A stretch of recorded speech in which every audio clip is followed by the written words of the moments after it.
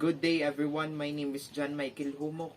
I will discuss to you the parts of camera, the front camera and the back camera. This is the front camera.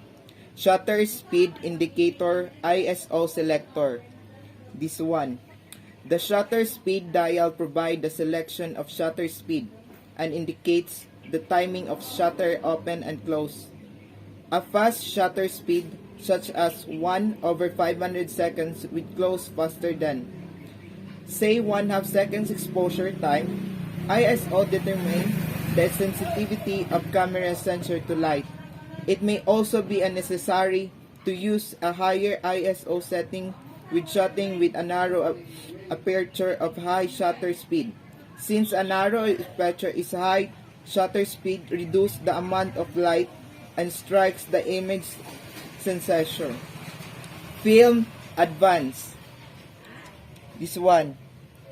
Film advance is a mechanism from moving film from one spool to another, incrementally once a frame at a time. In many cameras, the film advance process also copes with shutter and frequency, releasing the shutter and locks of film advance, providing exposure and protection. Shutter. This one. Shutter is a photography device that through which the lens aperture of camera is opened to admit light and those expose the film, or the electronic image or sensor of digital camera. Adjustable of shutters control exposure time or the length of time during which light is admitted. Lens. This one. A lens is an optical lens of assembly of lenses used in conjunction with a camera body and mechanism to image or object either on a photographic film or other media capable of storing an image chemically or electronically. Focus ring. This is a section of lens that rotates to allow the photographer to focus the image on automatic cameras. This ring is moved by a small motor within the lens whether you press the shutter release button halfway down. For manual focus, you will turn the ring until the image comes into a focus.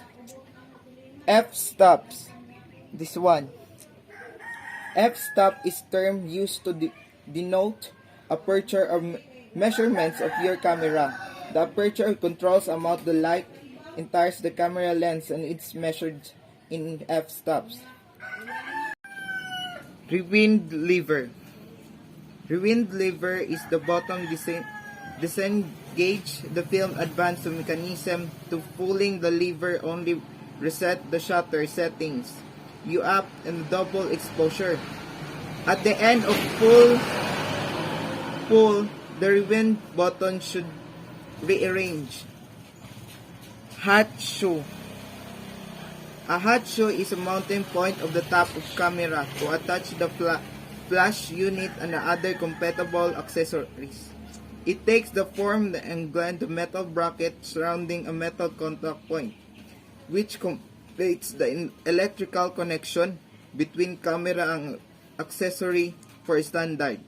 Brand independent flash is synchronization. And this is the back camera. Viewer. This one. Viewer is a large format camera in which the lens forms an inverted image on a ground glass screen directly at the plane of the film.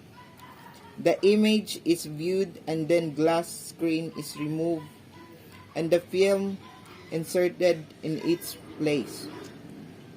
And those hold film exposed to exactly the same image as was seen on the screen. Film compartment. This one. Film compartment is a film camera's there is a compartment in the back of the camera to hold the film. This compartment has a space for the film canister or of sprockets to guide the film across the exposure area, a pressure plate to tighten the film, and it take up the wheel to wind the film. Rewind button. This one. In automatic rewind camera, the film will simply rewind itself back into a cartridge when the last exposure is taken. Cameras that load film automatically usually rewind it automatically. If your camera or batteries are weak, however, the entire rewind process may not occur before the batteries give out. Take up spool. This one. The term of roll film is usually reserved for film wound up on a spool with an interleaving light tight backing paper to protect the wound up film. The spool is loaded into a camera in daylight. The backing paper leader threaded to a second spool and the film wound from picture to picture once the camera is closed. Camera back. This one. A digital camera back is a device that attached to a back of camera in place of the traditional negative film holder and contains an electronic image sensor. This lets cameras that were designed to use film take digital photographs.